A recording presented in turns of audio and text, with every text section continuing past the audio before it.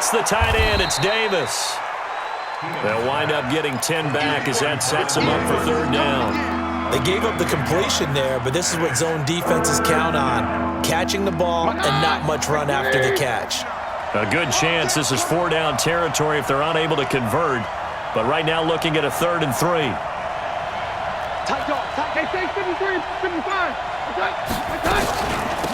On the ground, it's Thompson.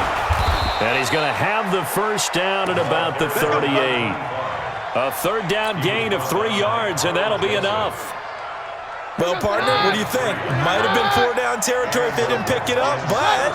Yeah, it's a moot point now. I was curious, so if they didn't get it there, would they have gone for it? I guess we'll never know. Yeah, we didn't have to make that call, but I have a feeling both of us would have said, go for it. Jonathan Hankins in on the stop. And the big fella stuffed that one up in a big way. I think doubling him has to be a priority because you can't move up to the next level if you don't take care of him first.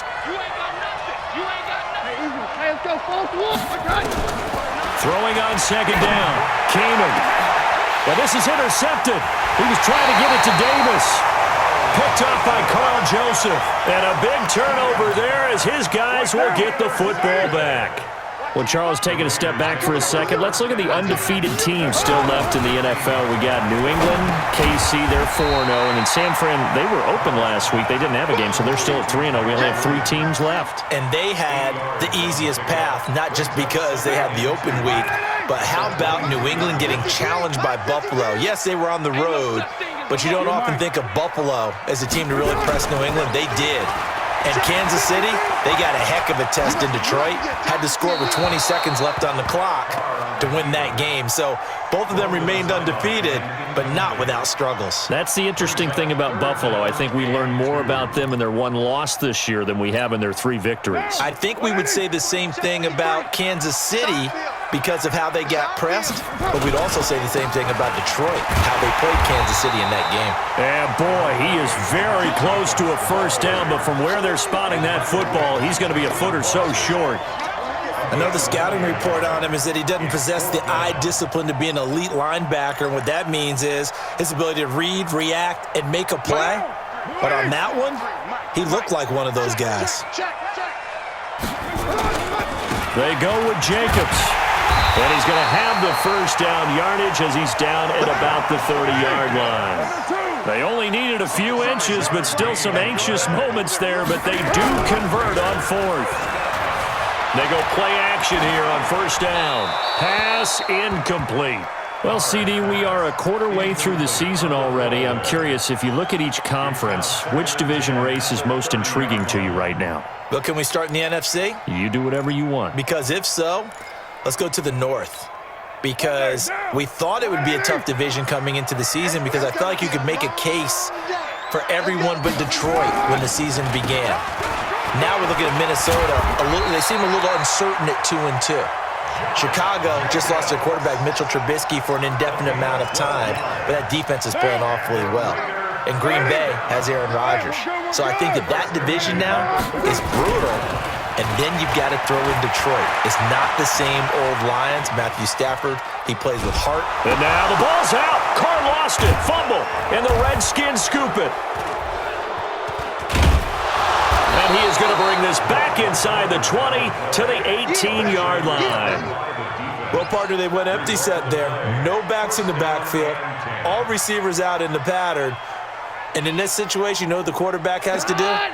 Act as his own blitz control. Yeah, he's got nobody else there to protect him. No one else there to protect, which means he's got to get rid of the football and absorb the hit, but not go down and fumble the ball. And he'll take this down for about 4 yards, down to the 15. Following the pickup of 4, here's 2nd and 6. Back to the ground. This time it's Peterson. And he'll fight his way down right around the 12. Carl Joseph up from his safety spot to make the play. So they'll get a little extra time to come up with his 3rd down play as we played 3 quarters. We'll return with more after this. You're watching the NFL on EA Sports.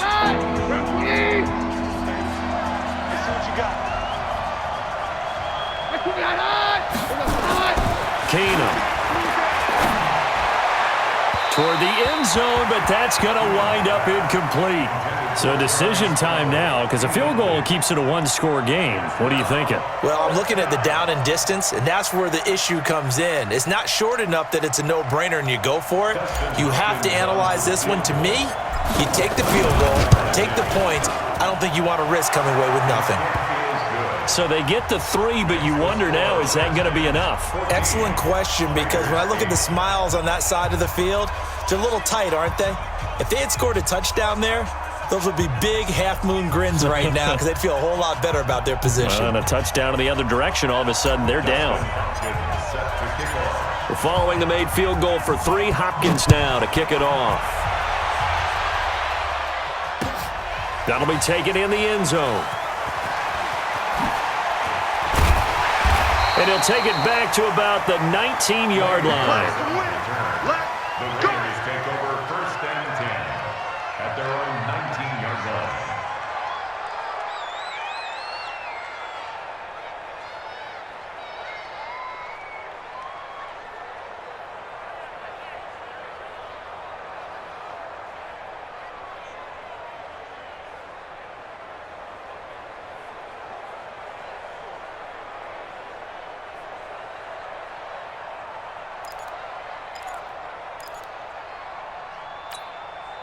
The Raider offense set to get this drive started. On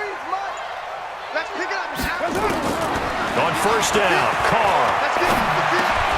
He'll swing this one out to Richard. It's a 9-yard pickup on the play, and that'll make it 2nd and short. As a passer, you're always trying to find that open window to throw the ball downfield. How about this one? Right in the middle of the field, right in the heart of a defense. Up at the 29 now, they'll head to the line, 2nd and a yard.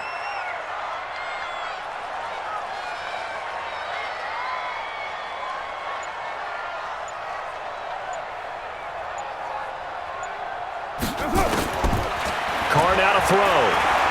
Eluding the pressure right. The open man here, Renfro.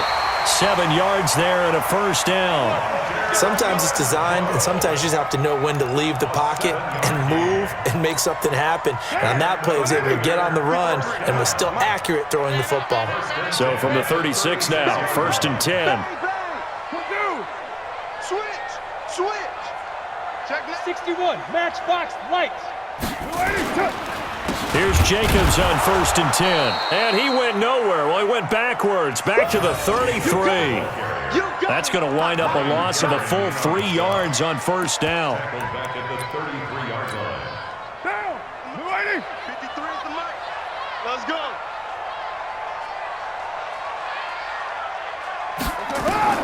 Now on 2nd and 13. Carr. It's a screen to Richard. A big seam, and he might go all the way. And all the way in. Touchdown, Oakland. Jalen Richard, 67 yards. And now they can recapture the lead if they can make the PAT. A very important extra point there, up and good. And they have taken the lead here in this 4th quarter.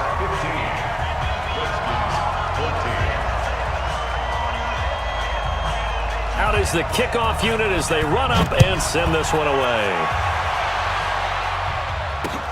This is fielded at the goal line. And a pretty good return here. He'll be stopped just shy of the 25 at the 24-yard line. At their own 24-yard line.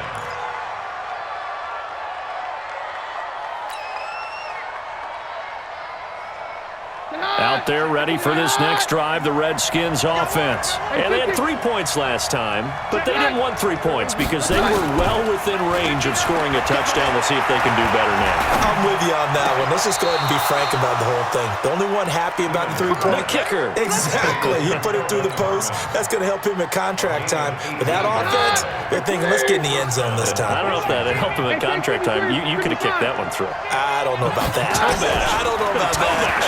Super toe. Flush to his right. He'll wind up getting right about 4 there on the scramble, and it's 2nd down.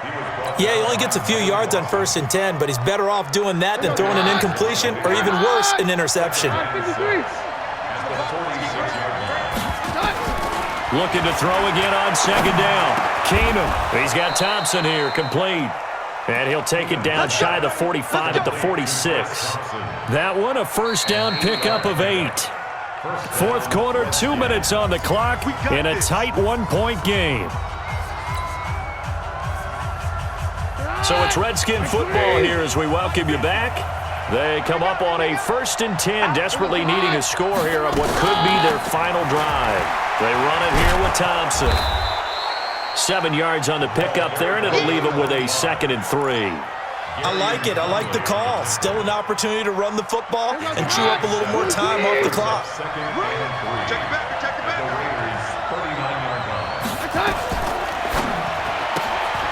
Looking left side, and he's got a man. That's Quinn. There he goes left side. And he is into the end zone for a Washington touchdown. Trey Quinn, 39 yards. And the Redskins are going to retake the lead. So here are the Redskins now, an important 2-point conversion. Now Keenum. And he's got it. So the 2-point conversion is good, and they add on to their fourth quarter lead. Following the touchdown, Dustin Hopkins will kick it away. That's fielded in the end zone. And he will be brought down here at about the 17-yard line. Let's go.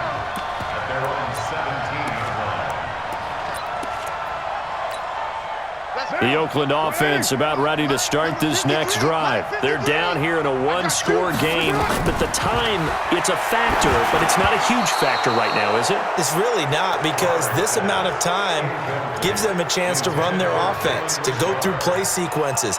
And this is what they work on every week in practice, usually on a Friday.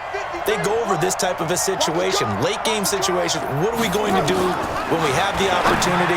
They've called these plays a bunch of times. Now's their chance to execute them. Yeah, they have the opportunity now. Here's the execution. The Raiders going to use one of their timeouts as they'll get a chance to talk it over after picking up the first down. Line of scrimmage, the 37 on 1st and 10. We're good. Carr to throw. That's complete to Richard, the running back. Give him 12 yards that time and an Oakland first down.